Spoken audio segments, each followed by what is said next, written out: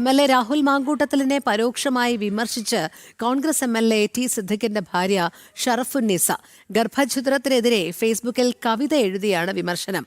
പിഞ്ചു പൂവിനെ പിച്ചിച്ചീന്തിയ കാപാലിക, നീ ഇത്രയും ക്രൂരനോ? നീയും ഒരമ്മയുടെ ഉദരത്തിൽ ജന്മം കൊണ്ട മഹാപാപിയോ എന്നിങ്ങനെയാണ് കവിതയിലെ വരികൾ. ശ്യാമപ്രസാദ് ചേരുന്നു കോഴിക്കോട് നിന്നും. ശ്യാമപ്രസാദ്, വലിയ രീതിയിലുള്ള വിമർശനങ്ങൾ രാഹുൽ മാങ്കൂട്ടത്തിൽ ഇപ്പോൾ ഏറ്റുവാങ്ങുന്നുണ്ട്.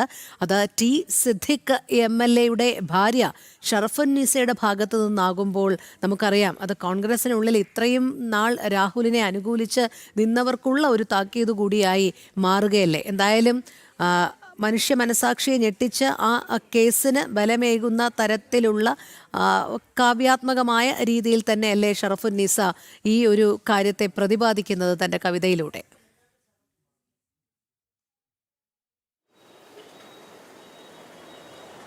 തീർച്ചയായും രോഹിണി, രാഹുൽ മാങ്കൂട്ടത്തിനെതിരെ ശക്തമായ രൂക്ഷമായ ഭാഷയിൽ തന്നെ വിമർശന വാക്കുകൾ ഉന്നയിച്ചുകൊണ്ട് തന്നെയാണ് കോൺഗ്രസ് നേതാവിൻ്റെ ഭാര്യ കൂടിയായ ഷറഫുന്നിസയുടെ ഈ ഫേസ്ബുക്ക് പോസ്റ്റിലെ വരികളെന്ന് പറയേണ്ടിയിരിക്കുന്നത്. അത് സോഷ്യൽ മീഡിയയിലടക്കം ചർച്ചയായി കഴിഞ്ഞിരിക്കുന്നു. ഈ വരികളെല്ലാം തന്നെ ശ്രദ്ധേയമാണ്. ഗർഭചിത്രത്തിലടക്കം രാഹുൽ ഇത്തരത്തിൽ കാണിച്ച ഇടപെടലുകളും രൂക്ഷമായ ഭാഷയിൽ തന്നെയാണ് ഈ വരികൾ ഓരോന്നും തന്നെ വിമർശിച്ചിരിക്കുന്നതെന്ന് പറയേണ്ടിയിരിക്കുന്നു.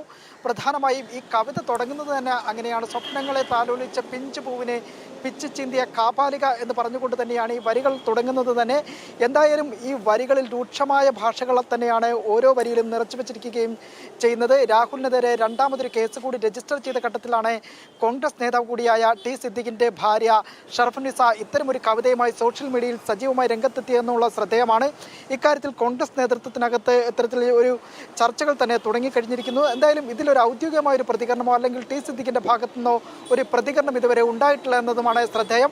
എന്തായാലും ഷറഫുന്നിസയുടെ ഈ ഒരു കവിത ഇപ്പോൾ സോഷ്യൽ മീഡിയയിലടക്കം ചർച്ചയായി കഴിഞ്ഞിരിക്കുകയാണ് രോഹിണി. ശരി, ശ്യാമപ്രസാദാണ് കോഴിക്കോട് നിന്നും വിവരങ്ങൾ നൽകിയത്.